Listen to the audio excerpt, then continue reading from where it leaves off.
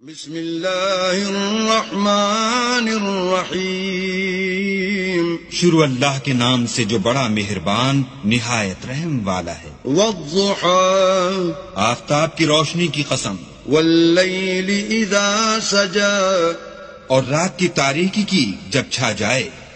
ما ودعك ربك وما قلى، اے محمد صلی اللہ علیہ وآلہ وسلم، تمہارے پروردگار نے نہ تو تم کو چھوڑا اور نہ تم سے ناراض ہوا۔ وللآخرة خیر لك من الأولى، اور آخرت تمہارے لیے پہلی حالت یعنی دنیا سے کہیں بہتر ہے۔ ولسوف يعطيك ربك فترضى، اور تمہیں پروردگار ان قریب وہ کچھ عطا فرمائے گا کہ تم خوش ہو جاؤ گے۔ ألم يجدك يتيما فآوى، بھلا اس نے تمہیں یتیم پا کر جگہ نہیں دی؟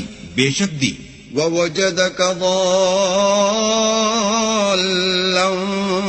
فهدى، اور رستے سے ناواقف دیکھا تو سیدھا رستہ دکھایا۔ ووجدك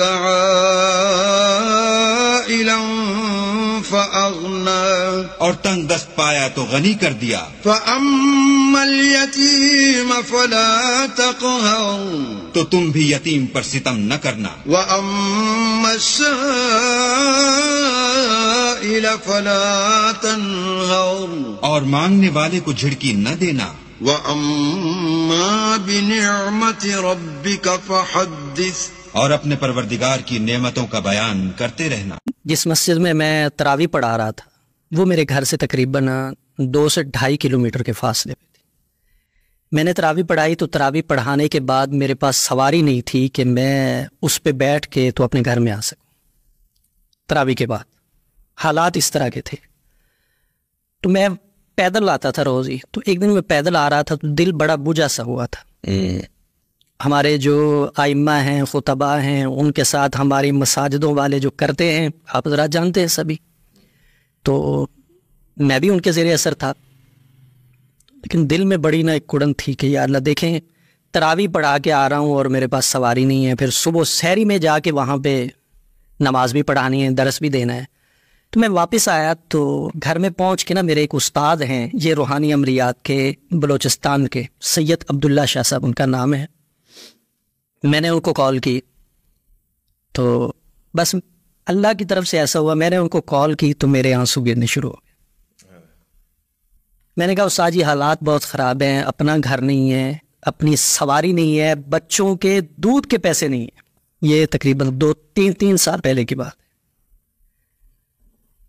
انہوں نے مجھے حوصلہ دیا، کہا کہ روئے نہیں، یہ ایک میں چھوٹا سا عمل آپ کو بتا رہا ہوں، یہ آپ کریں۔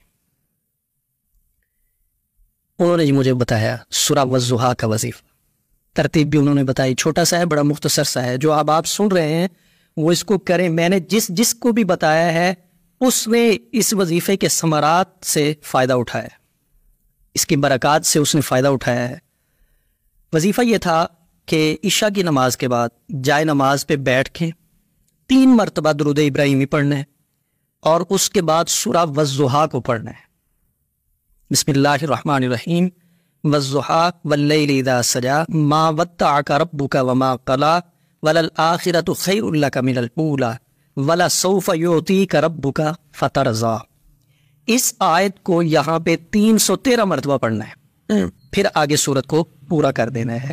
1 مرتبہ سورت کو پڑھنا ہے اور وَلَسَوْفَ يُؤْتِيكَ رَبُّكَ فَتَرْضَىٰ، اس آیت کو 313 مرتبہ پڑھنا ہے روزانہ۔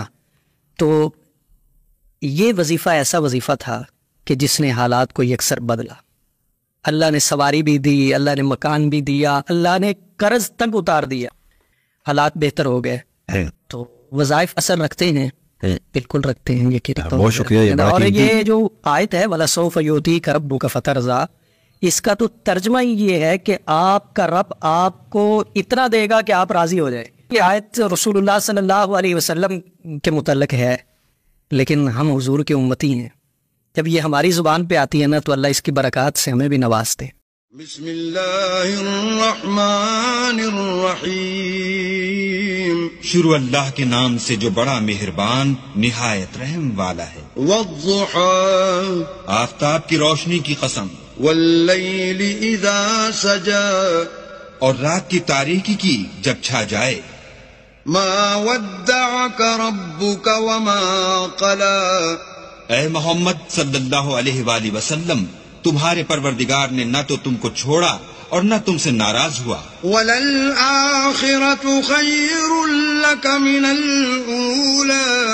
اور آخرت تمہارے لیے پہلی حالت یعنی دنیا سے کہیں بہتر ہے. وَلَسَوْفَ يُعْطِيكَ رَبُّكَ فَتَرْضَى. اور تمہیں پروردگار ان قریب وہ کچھ عطا فرمائے گا کہ تم خوش ہو جاؤ گے. أَلَمْ يَجِدْكَ يَتِيمًا فَآوَى. بھلا اس نے تمہیں یتیم پا کر جگہ نہیں دی؟ بے شک دی. وَوَجَدَكَ ضَالًّا فَهَدَى. اور رستے سے ناواقف دیکھا تو سیدھا رستہ دکھایا. وَوَجَدَكَ عَائِلًا فَأَغْنَى. اور تنگ دست پایا تو غنی کر دیا. فَأَمَّا الْيَتِيمَ فَلَا تَقْهَرْ. تو تم بھی یتیم پر ستم نہ کرنا. وَأَمَّا السَّائِلَ فَلَا تَنْهَرْ. اور مانگنے والے کو جھڑکی نہ دینا. وَأَمَّا بِنِعْمَةِ رَبِّكَ فَحَدِّثْ. اور اپنے پروردگار کی نعمتوں کا بیان کرتے رہنا.